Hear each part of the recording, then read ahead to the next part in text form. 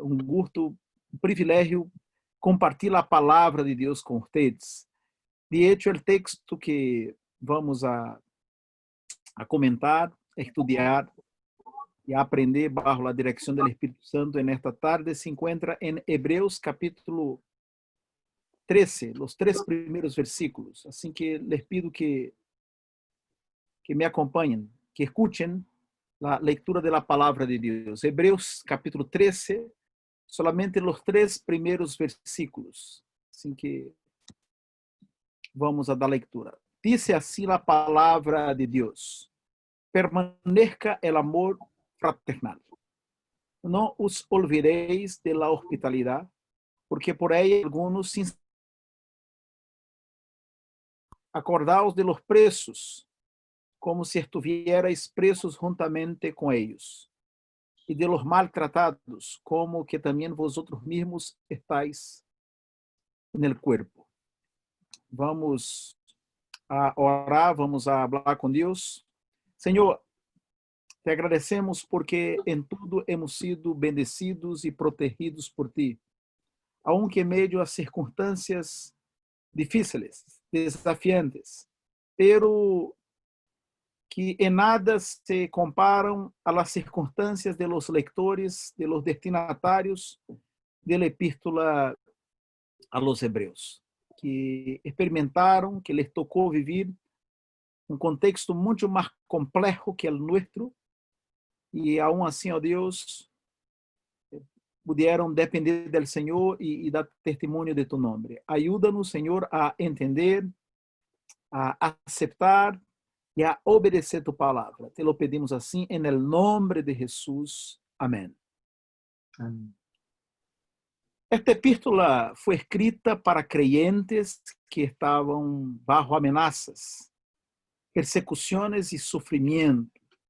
De hecho, algunos de los lectores ou de los destinatários deviam estar encarcelados quando a carta a los hebreus foi redactada. Sus páginas não deixam dúvida de quienes eram os destinatários. Judíos convertidos, es decir, pessoas que haviam deixado o judaísmo e agora perteneciam à igreja cristiana. Deviene de aí o nome da epístola, Hebreus. Somos capazes de imaginar os riscos que um judío experimentava ao confessar sua fé em Jesus como o Messias de Israel, como o Salvador do mundo? Na época do Novo Testamento, um judío cristiano poderia ser expulsado da sinagoga, perder seu emprego e exponer sua família a necessidades materiais. En el mejor de los casos, este judío cristiano se quedava al margen de la sociedad y en el peor escenario sufría persecución y muerte. Quando hojeamos as páginas de Hebreus, se nota que alguns irmãos estavam encarcelados e outros corriam risco de vida por sua fidelidade ao Senhor. Obviamente, estas circunstâncias abalavam a igreja. Entre os creyentes, alguns estavam desanimados e não poucos confusos e dispersos. Uma das lecciones, hermanos e hermanas, que a história da igreja ensina a nós, uma das lecciones que a história da igreja nos entrega, é que sempre que sucedem duras persecuções hacia a igreja del Senhor, estas purificam al pueblo de Deus, prueban a fé de los creyentes, despiertam a los apáticos e fortalecem a esperança de muitos. Además, las persecuciones ocasionan la aparición de los héroes de la fe. Nos gusta recordarlos, ¿verdad? Incluso uno de los géneros literarios más consumidos por los protestantes es el de los testimonios. Este género literario nos entrega ejemplos de fortaleza espiritual, de pessoas que foram testigos do Senhor bajo circunstâncias, bajo contextos muito complicados.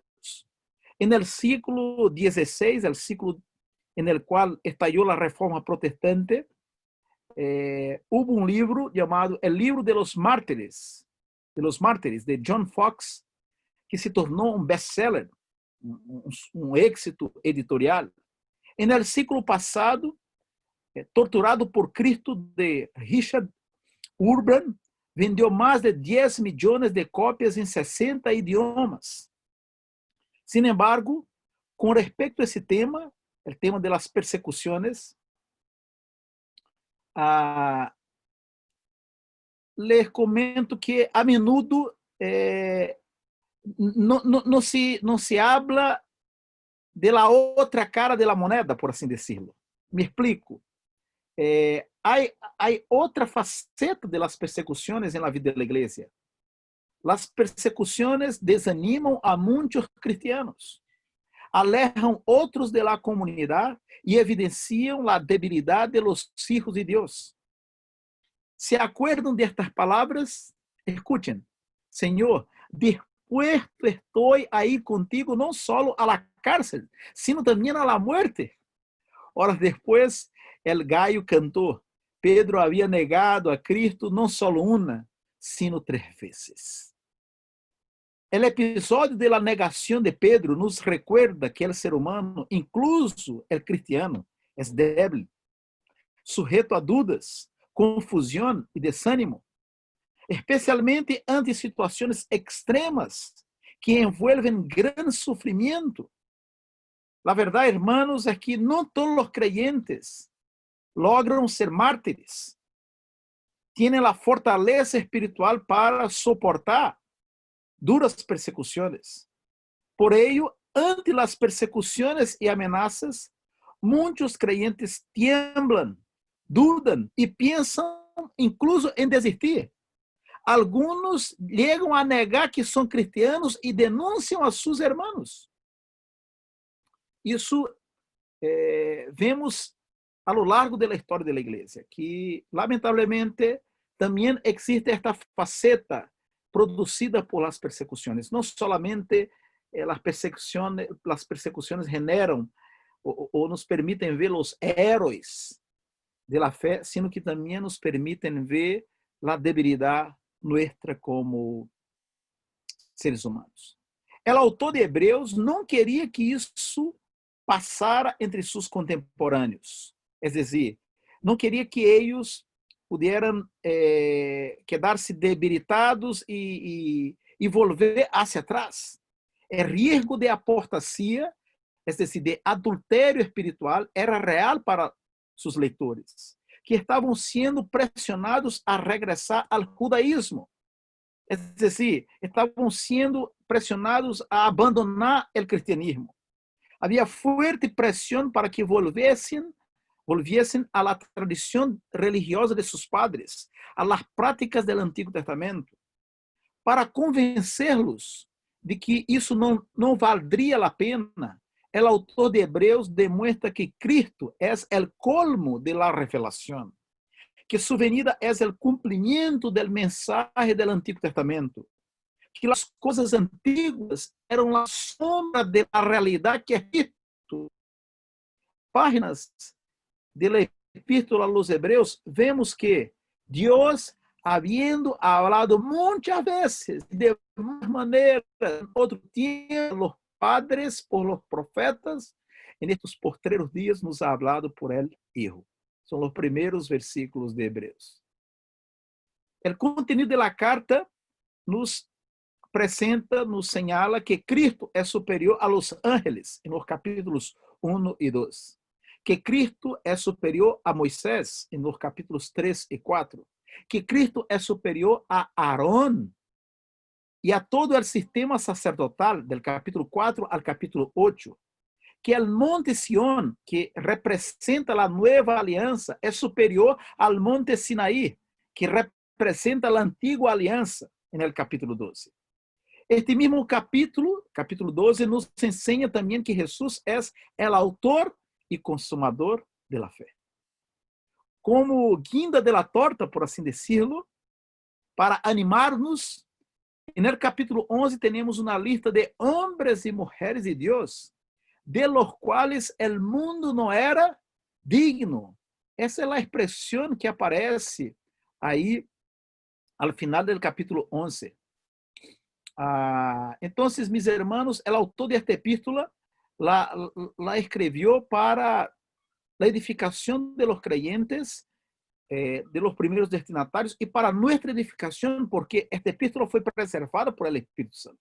Hebreos, por lo tanto, resalta la excelencia de Cristo sobre todo y todos. Sus 12 primeros capítulos constituyen una verdadera mina espiritual, com grandes depósitos de ouro e pedras preciosas para todos aqueles que queiram escavá-la. É teologia pura, teologia bíblica produzida por el Espírito Santo. Por sua vez, o capítulo 13 é eminentemente prático, funcional, experimental, haciendo-nos bajar de las maiores alturas de la reflexión teológica al piso de la historia, a la realidad del día a día, a lo concreto. Es una conclusión perfecta para la epístola, porque nos enseña que la doctrina solo tiene valor cuando influye en nuestro comportamiento, en nuestras relaciones interpersonales, en la encarnación de la fe. Este capítulo nos habla de deveres cristianos, apesar de las circunstancias. É sobre isto, meus irmãos, que me quero detener en esta tarde. Deveres cristianos, apesar de las circunstancias. São diversos os deveres señalados neste capítulo. Vou exponer aqueles deveres relacionados a las personas necessitadas, las cuales deben recibir nuestra asistencia. Vemos en el versículo 1 el primer deber, que es el amor fraternal. Permanezca el amor fraternal. La palavra amor usada, la palavra que aparece aqui para amor, é a palavra Filadélfia. Não é a palavra mais comum para amor no Novo Testamento. A palavra mais usada no Novo Testamento para amor é ágape. Pero acá no capítulo 13, versículo 1 de Hebreus, aparece Filadélfia, que significa amor entre hermanos. O texto diz: permanezca el amor fraternal. De hecho, o autor reconhece que seus leitores já praticavam o amor entre eles. No capítulo 6, versículo 10, lemos: porque Deus não é injusto para olvidar vuestra obra e o trabalho de amor que habéis mostrado hacia su nombre, habiendo servido a los santos e sirviéndoles aún. O autor agora insiste para que se mantenha esta amorosa disposição hacia los demás, especialmente porque ante las adversidades, las personas tienden a preocuparse mucho consigo mismas y a descuidar las necesidades ajenas. Nuestro instinto de supervivencia, mezclado con el egoísmo propio de nuestra condición pecaminosa, nos impulsa en esa dirección. Me acuerdo de uma situação que ilustra isso. La presenciei em minha época de adolescência.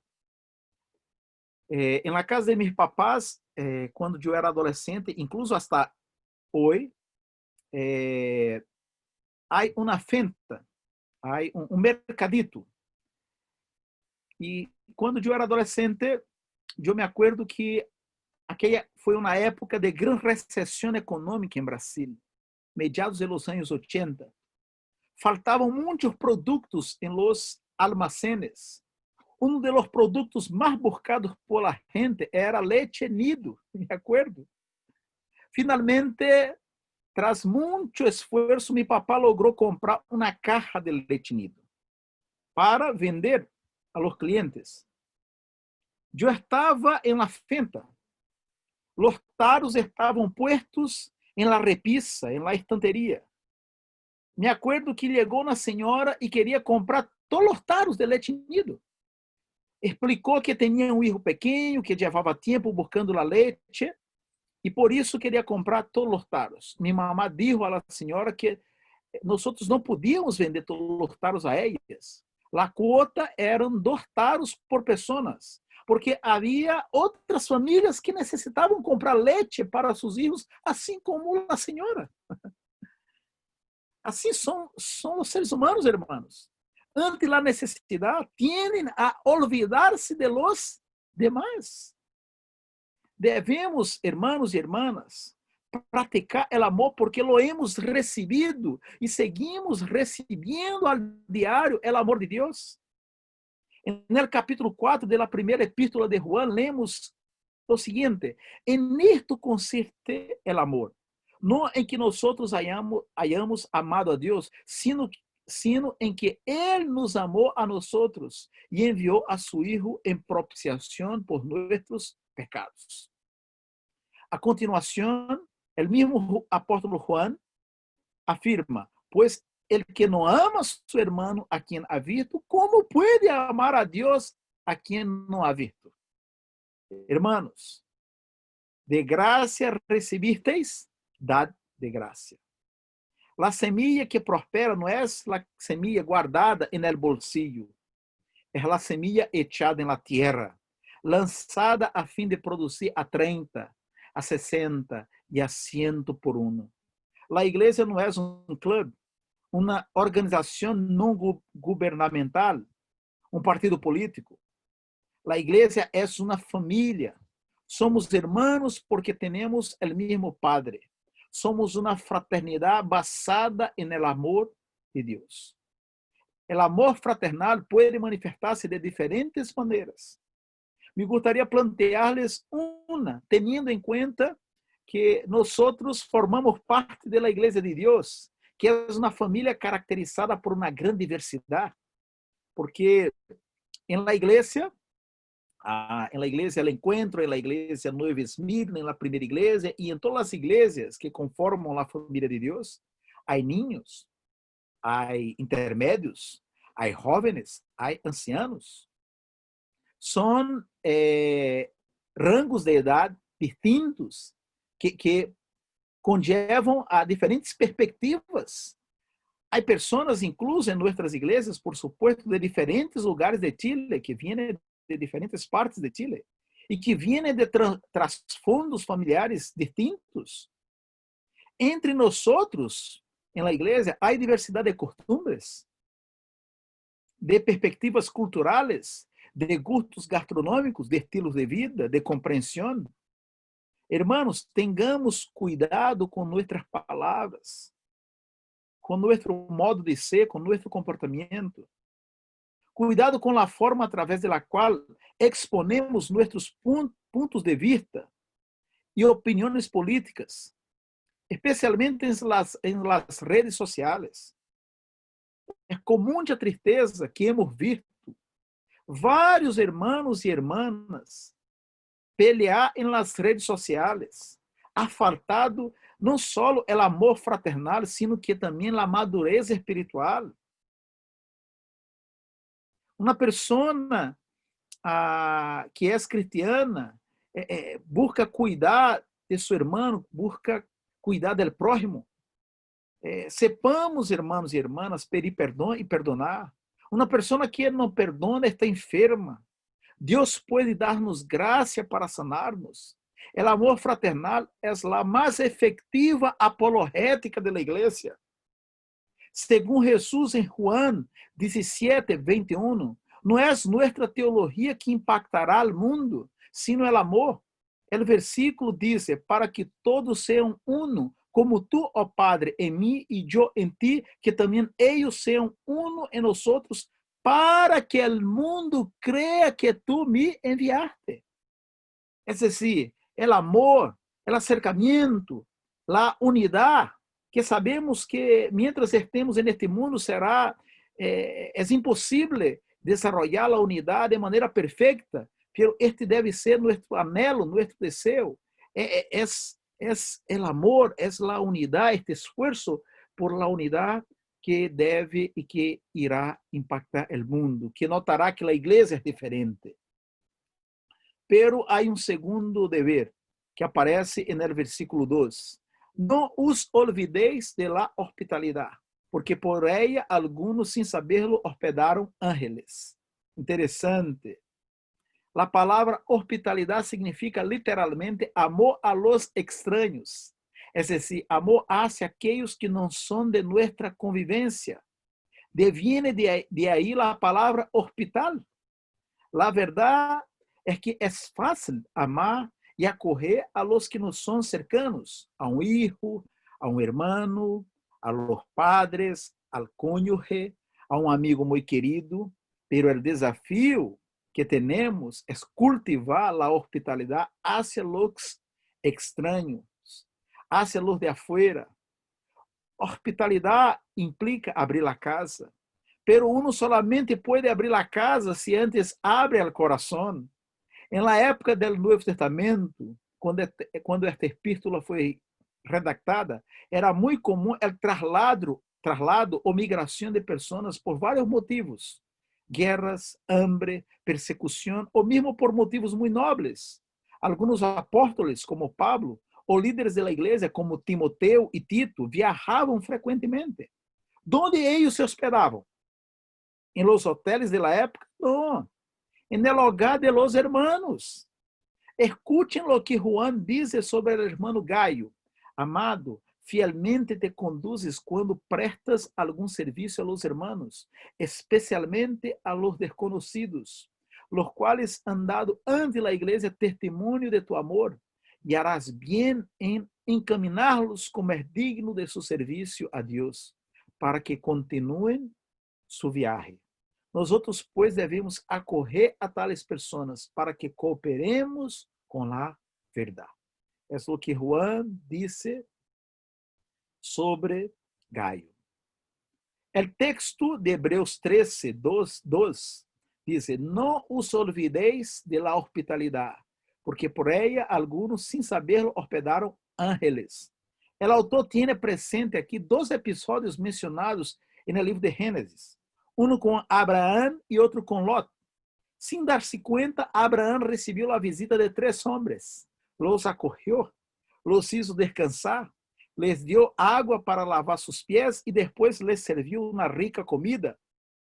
Quizás, certo, uma rica empanada, não.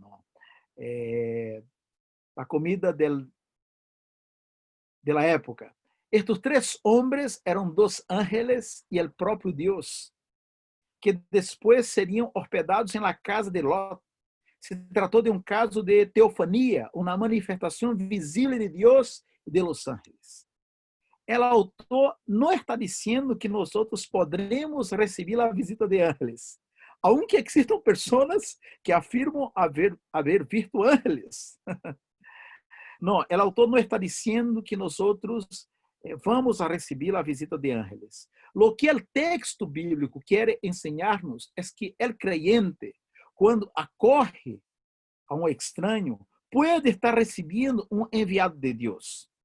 A raiz de isto, não pensando em uma possível recompensa, sino em Cristo, sempre que seja possível, devemos demonstrar amor e hospitalidade hacia los necessitados.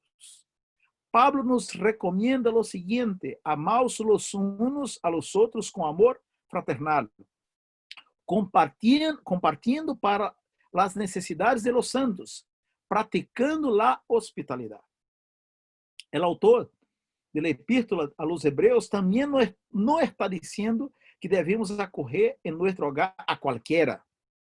Devemos ser hospitaleros para con los hermanos en la fe, los que comprovadamente son nuestros hermanos y aún más cuando estén experimentando verdadeiras necessidades. Al hacerlo, estamos recibiendo al próprio Senhor Jesucristo, que nos disse: porque tuve hambre e me disteis de comer, tuve sed e me disteis de beber, fui forasteiro e me recogisteis, estuve desnudo e me cobristeis, enfermo e me visitasteis, en la cárcel y vinisteis a mí. Entonces los justos le responderán diciendo: Señor, quando te vimos hambriento e te sustentamos, ou sediento e te dimos de beber? E quando te vimos forasteiro e te recogimos, ou desnudo e te cobrimos? Ou quando te vimos enfermo ou em la cárcel e vinimos a ti? E respondiendo el rei les dirá: de cierto os digo que enquanto lo hicisteis a uno de estos mis hermanos más pequeños, a mim lo hicisteis. Déjame hacerle uma pergunta. Você é capaz de abrir seu hogar e receber a um hermano em la fé? Sim? Não? Pode imaginar algumas possíveis justificativas. Pastor, não puedo. Vivo solo ou sola e não conviene hacerlo.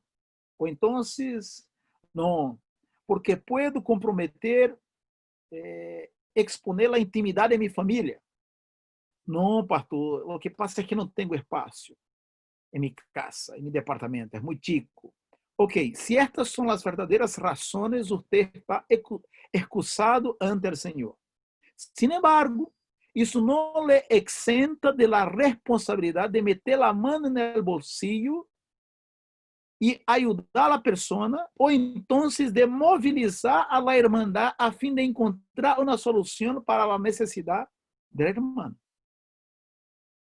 Há poucas semanas, isso ocorreu em nossa congregação. Há um irmão nosso, presbítero Roy Alvear, que cruzou na calle com uma pessoa que vive na calle e que frequenta nossa igreja. Essa pessoa que vive na calle e que frequenta a igreja ha recebido assistência da igreja há mais ou menos ano e meio. E esta pessoa estava em uma situação, hermanos, de desesperação, porque se já é difícil viver na calle em uma época sem pandemia, imaginem bajo pandemia. Que Roy isso? Roy pôs esta pessoa em um hostel, em uma casa, certo, onde se arrienda pieza, certo, e pagou isso como é o bom samaritano, e pagou, certo, um mês de arriendo. Claro, era uma conta, um monto alto para Roy. E Roy compartilhou esta necessidade com os irmãos do consultório. E por la graça de Deus, nós outros, cada um aportou e ajudamos a Roy a levar esta carga, a dividir esta carga financeira. Certo? Meus irmãos, ante uma pessoa necessitada, quedar-se callado ou indiferente é pecar contra o Senhor. Pode ser que você não sepa o que fazer imediatamente, porque às vezes passa isso. Nos surpreende a necessidade de uma pessoa e nos desencarra, não sabemos o que fazer, mas você pode convocar e buscar uma solução na presença de Deus, pode convocar a irmandade, certo? Compartilhar a necessidade e buscar uma solução. Você pode dobrar sua rodilha e clamar a Deus. Me encanta o que a Bíblia diz com respeito a Neemias. Neemias estava no palácio do rei de Pérsia, certo? Era copeiro do rei, estava em uma situação profissional excelente, e ele recebeu um informe que a situação em la qual se encontravam seus compatriotas em Jerusalém era uma situação de extrema pobreza, era grande afrenta, extrema necessidade material. E a Bíblia diz, meus irmãos, que nos informa que quando Neemias supo das necessidades de seus compatriotas, ele se sentou e orou, hizo duelo por alguns dias, ayunou e orou delante del Deus de los cielos. Es decir, Neemias buscou a Deus, buscou a direção do cielo para resolver um problema na terra. E nós sabemos como a história termina. Tras 4 meses se apresentou ao rei e obtuvo permisso para ir a Jerusalém. 4 meses mais, que era mais ou menos o tempo de viagem, chegou a Jerusalém e dirigiu uma obra de reforma, não só física, sino que também espiritual. A sua vez, a reina Esté, quando supo que havia um decreto que permitiria a destruição de los judíos, não só se puso a ayunar, sino que convocou a todos os judíos de Susa para hacerlo a favor de ella, que intercederia al rei por la vida de su pueblo. Assim que a hospitalidade tem que ver com esta disposição, é este dever cristiano hacia el prójimo, hacia la persona necessitada, hacia la persona que requiere nuestra atenção, requiere que practiquemos nuestra teología. Hay un tercer deber, es la compasión, además del amor fraternal, además de la hospitalidad.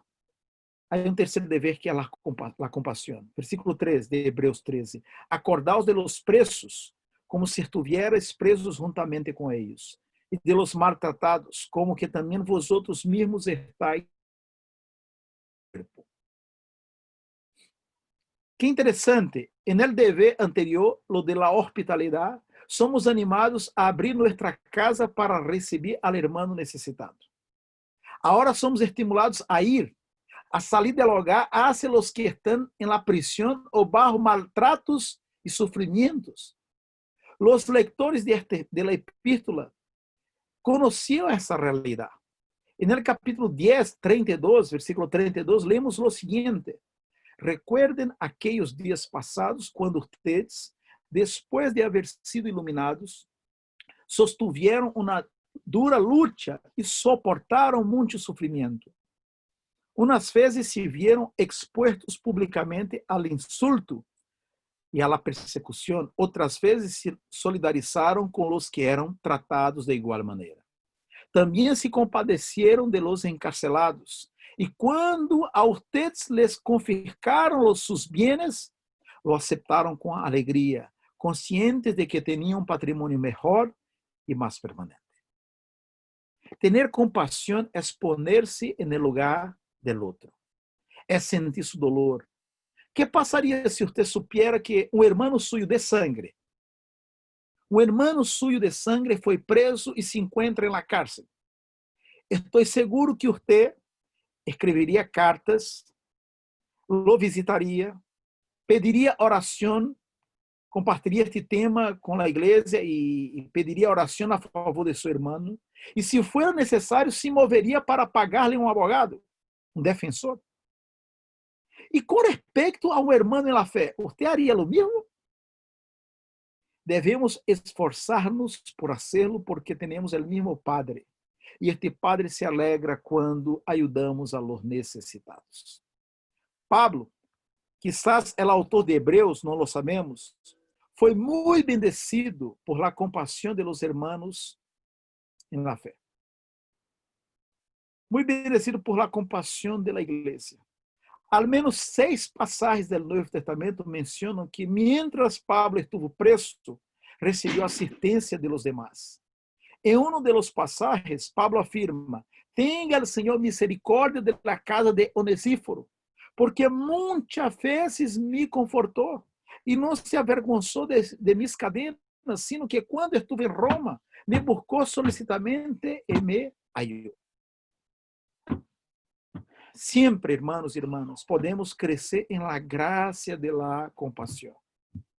Esta época de pandemia nos ha entregado desafios, pero também oportunidades. Les voy a comentar algo que nos ha sucedido en la primera iglesia, que demuestra la misericordia y la gracia de Dios entre nosotros, que no la merecemos. Hace mucho orávamos para acercarnos a la comunidad, al vecindario, a fin de entablar el contacto con los vecinos, el contacto que nos permita compartir el evangelio, porque nuestra iglesia está en un proceso de revitalización. Entonces, hace mucho orábamos en este sentido, en esta dirección. Pues bien, el Señor nos ha dado la dicha de desarrollar un proyecto que se llama, tiene por nombre Comedor Social. ¿Qué es el comedor social? Dios puso esta idea, este proyecto en el corazón de un presbítero y él compartió con nosotros y la iglesia abrazó este proyecto. El comedor social básicamente es la preparación y entrega de colación para las personas que viven en las calles o mesmo que estão enfrentando grandes necessidades materiais nesta época de pandemia. Isso em Santiago Centro. E lo mais maravilhoso de esta experiência é que não teníamos a plata para comprar el arroz, ¿cierto? El atún, la carne, la salsa, los aliños, porque esta época de pandemia ha afetado também a igreja nesse aspecto financeiro. E 2 semanas antes de iniciar o projeto, nos roubaram. Nos roubaram, incluso sacaram toda a canheria, não tivemos gás, certo? Nos quedamos sem gás. Pero, hermanos, Deus é sempre maravilhoso. E Deus dispôs o coração da irmandade e os hermanos começaram a ofrendar. Uns um saco de papa, outro uma platita para comprar. E hoje existem 3 grupos que se turnam os dias martes, jueves e sábado, cada grupo conformado de 5 pessoas que preparam a colação, a comida na igreja, e han repartido cada dia al menos 100 colações. É decir, por semana são al menos 300 colações que são distribuídas a las pessoas necessitadas de Santiago Centro.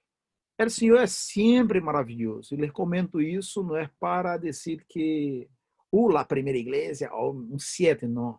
A glória pertence a Deus.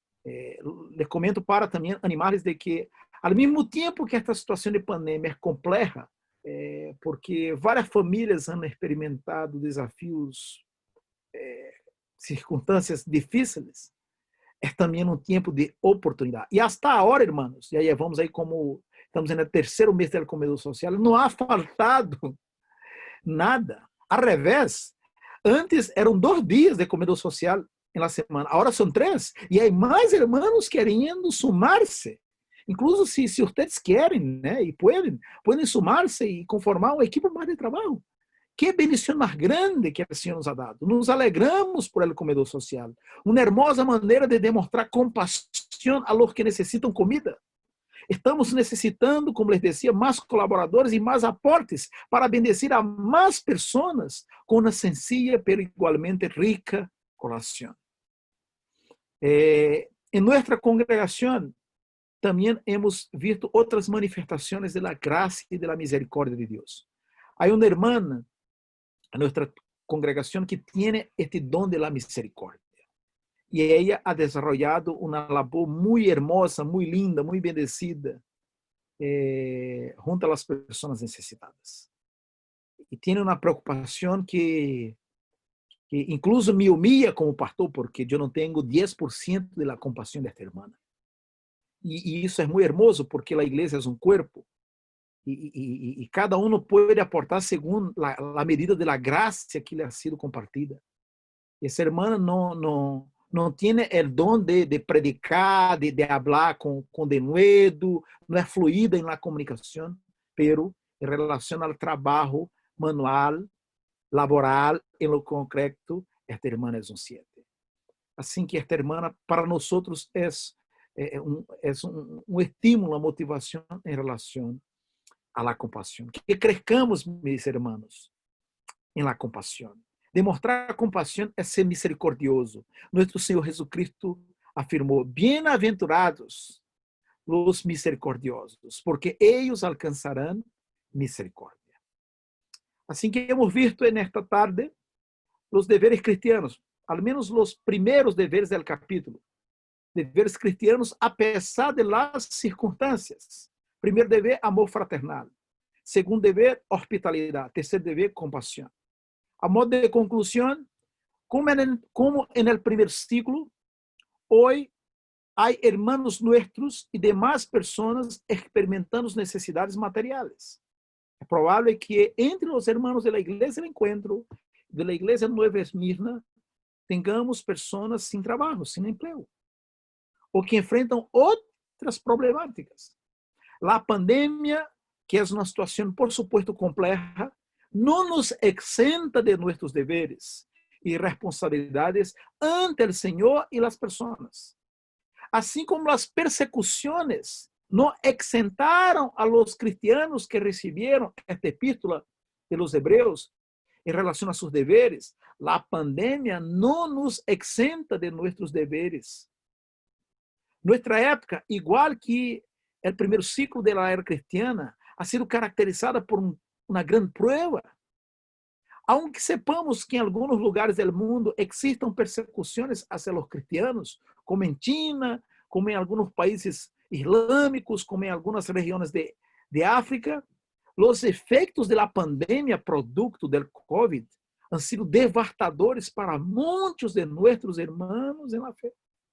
Mais que nunca, devemos preservar o amor entre nós, praticar a hospitalidade e a compaixão. Pablo dijo, porque quando sou débil, então sou forte.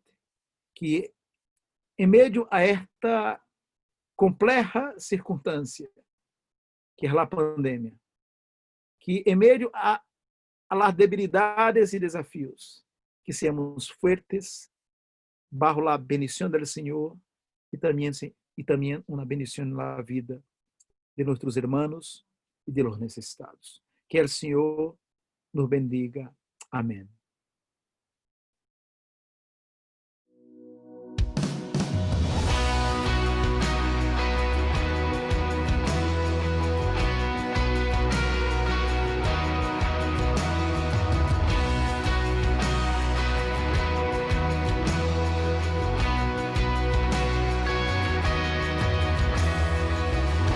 Castillo fuerte es nuestro Dios, defensa y buen escudo.